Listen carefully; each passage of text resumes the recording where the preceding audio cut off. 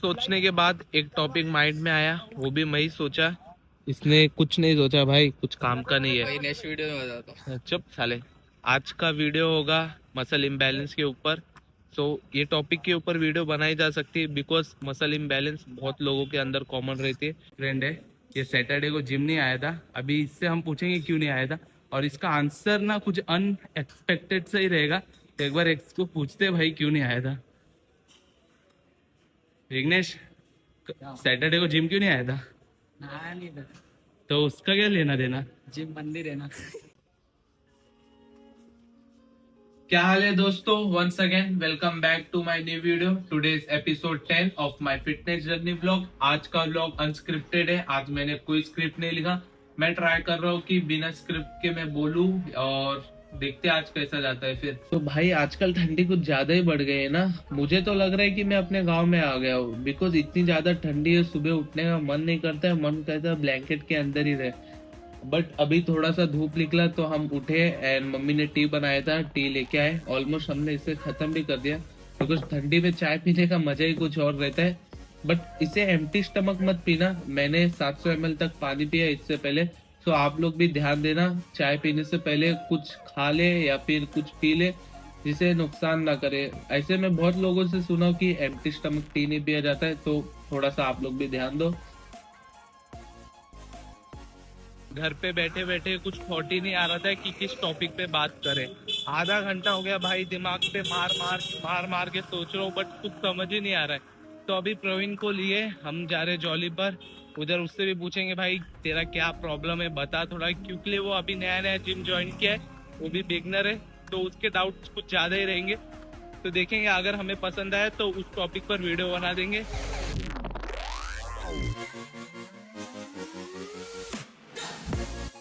सोचने के बाद एक टॉपिक माइंड में आया, वो भी मैं ही सोचा। इसने कुछ नहीं सोचा भाई, कुछ काम का नहीं है। भाई नेक्स्ट वीडियो में बताता हूँ। चुप साले। आज का वीडियो होगा मसल इम्बैलेंस के ऊपर। सो ये टॉपिक के ऊपर वीडियो बनाई जा सकती है बिकॉज मसल इम्बैलेंस बहुत लोगों के अंदर कॉमन रहती है। मेरे बारे में अभी बात कर लेते हैं। जब मैंने जिम ज्वाइन किया था, स्टार्टिंग से ही मेरे को मसल इम्बैलेंस था, एंड वो टाइम पे मुझे कोई गाइड करने वाला नहीं था। कोई ट्रेनर अगर मुझे गाइड कर दिया होता है कि बेटा ये तेरे लिए एक्सरसाइज बेटर है, ये बेटर है, ये मत कर, वो मत कर, तो शायद से मेरा मसल इम्बैलेंस तभी स्टार्टिंग में ही फिक्स हो जाता था। बट बहुत टाइम होने के बाद मुझे रियलाइज हुआ कि मेरा एक मसल ऊपर नीचे पुष्पा राज जैसा, एक कौन सा, हाँ, राइट वाला शोल्डर ऊपर था एंड लेफ्ट वाला शोल्डर थोड़ा डाउन सा था। सो इसके वजह से मेरे को लिफ्ट करते वक्त प्रॉब्लम होता था। बिकॉज मसल इम्बैलेंस में क्या होता है, आपकी बॉडी दोनों साइड से इक्वल फोर्स जनरेट नहीं कर पाती है। आपकी एक साइड स्ट्रांग रहती है एंड दूसरी साइड वीक रहती है। इससे आपका स्ट्रांग साइड और स्ट्रांग होते जाता है एंड वीक साइड और वीक होते जाता है। एक एग्जांपल के थ्रू एक्सप्लेन करता हूँ। अभी समझो एक कार है, कार में लेफ्ट साइड में फुल हवा है एंड राइट साइड पंचर है। क्या वो कार प्रॉपर चलेगी? चलेगी? नहीं। चलेगी, पर प्रॉपर नहीं चलेगी। जैसा उसको चलना चाहिए वैसा नहीं चाहिए, वैसा नहीं चलेगी। उस तरह ही अपनी बॉडी है, काम तो करती है बट इक्वल फोर्स नहीं लगता है दोनों साइड से।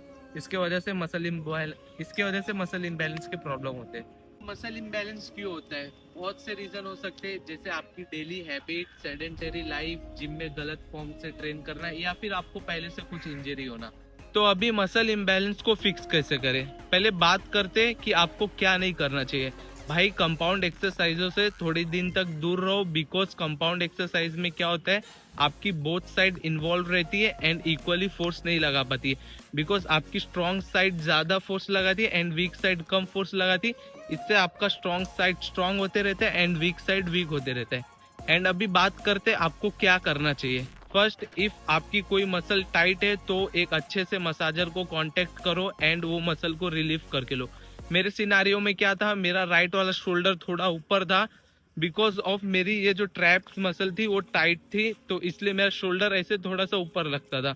मैं जब एक मसाजर को कांटेक्ट किया तो वो सब मुझे बताया ऐसा ऐसा है। सेकेंड, यूनिलैटरल एक्सरसाइज परफॉर्म करना चालू कर दो। यूनिलैटरल एक्सरसाइज मतलब एक टाइम पर एक साइड को ट्रेन करना। इससे क्या होगा, आप अपने वीक पार्ट पर ज्यादा से ज्यादा टारगेट कर पाओगे। एंड ट्राई करना जो आपका वीक पार्ट है उससे 1-2 रेप एक्स्ट्रा निकालो, ताकि वो एट द एंड स्ट्रांग होते जाए। थर्ड एंड लास्ट वन जो कि सब पर्सन में कॉमन है, वो थर्ड एंड लास्ट वन जो कि हर में कॉमन होता है, वो एक स्टूडेंट हो या फिर कोई एक अडल्ट हो, कंटिन्यू फोन या लैपटॉप की स्क्रीन के सामने ऐसे झुक के यूज करना। इससे क्या होता है, आपके अपर ट्रेपेजियस जो मसल होते हैं वो टाइट होते जाते हैं एंड आपके नेक में भी प्रॉब्लम आती है। इससे आपका ओवरऑल पोस्चर बिगड़ता है भाई। ऑलमोस्ट आप कितने लोग को देखे होगे वो ऐसे थोड़ा सा झुक के चलता है, ऊपर की साइड उसका झुका रहता है। तो अपने पोस्चर पे थोड़ा ध्यान दो, कंटिन्यू फोन एंड लैपटॉप के सामने मत बैठो, थोड़ा बीच में वॉक भी करके आओ। देखते हैं मम्मी ने हमारी मील बना के रखी है कि नहीं। अभी तक हमने ब्रेकफास्ट मील नहीं किया है, सुबह चाय पी के डायरेक्ट इधर आगे शूट करने के लिए। अभी जाते हैं घर पे, अपनी ब्रेकफास्ट मील खाते। इफ मम्मी नहीं बनाई होगी तो हम प्रिपेयर करके फिर खाएंगे। तो मम्मी ने हमारी ओट्स मिल बना के रखी थी, नीचे ही खा लिए हमने, बिकॉज मम्मी बोल रही थी ऊपर लेके जाएगा फिर तू खा के वैसे बर्तन रख देगा, धोएगा नहीं तो वैसे ही पड़ा रहेगा, इससे अच्छा नीचे ही खा ले।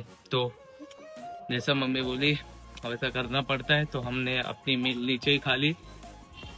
अभी दोपहर में हमने हेयर कट करवाया है। मंडे को हेयर कट करने का रीजन एक ही है भाई, बिकॉज मंडे को क्राउड कम रहता है एंड हम दोपहर में गए थे तो कोई भी नहीं था, तो जल्दी जल्दी हो गया था, टाइम भी सेव हो गया था एंड उसके बाद हमने आके वीडियो एडिट किया था। इसे खा के हम निकलेंगे जिम के लिए एंड आज हम ट्रेन करने वाले हैं बैक एंड हैमस्ट्रिंग। पिछले वीक का जो सेशन था उसमें हमें बहुत प्रॉब्लम फेस करनी पड़ी थी, बिकॉज हमें रेप्स को बहुत स्लोली परफॉर्म करना था। देखते इस बार क्या होता है। ऑलमोस्ट 1 वीक मैंने सारे वर्कआउट एकदम स्लोली परफॉर्म किए, मतलब सारे रेप्स एकदम स्लोली परफॉर्म किए, तो आज शायद से कुछ बेटर जाना चाहिए।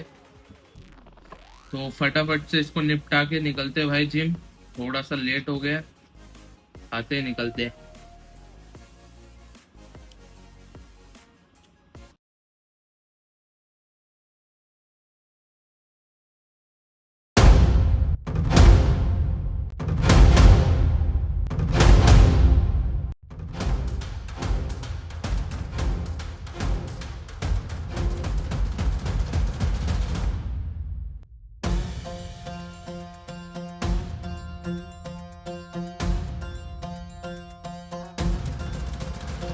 एक आग बसी तेरे सीने में, उसे बुझने ना दे, बुझने ना, जो जीत लिखी तकदीरों में उसे मिटने ना दे, मिटने ना।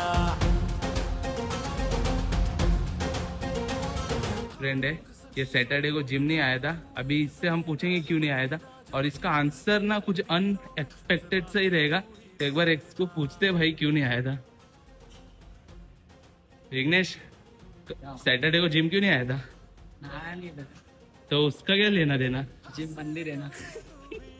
क्या बोला था? इसका आंसर अनएक्सपेक्टेड से ही रहेगा। बुझेंगे न्यूयॉर्क, LA, दिल्ली, पुणे।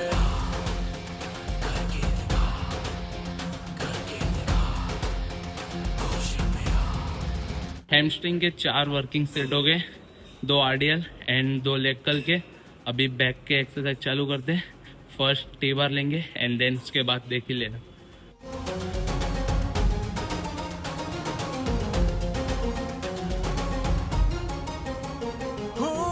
चाहे जमाना ये ताने लाख मारेगा, ठाना है तूने फिर भी तू कभी ना हारेगा।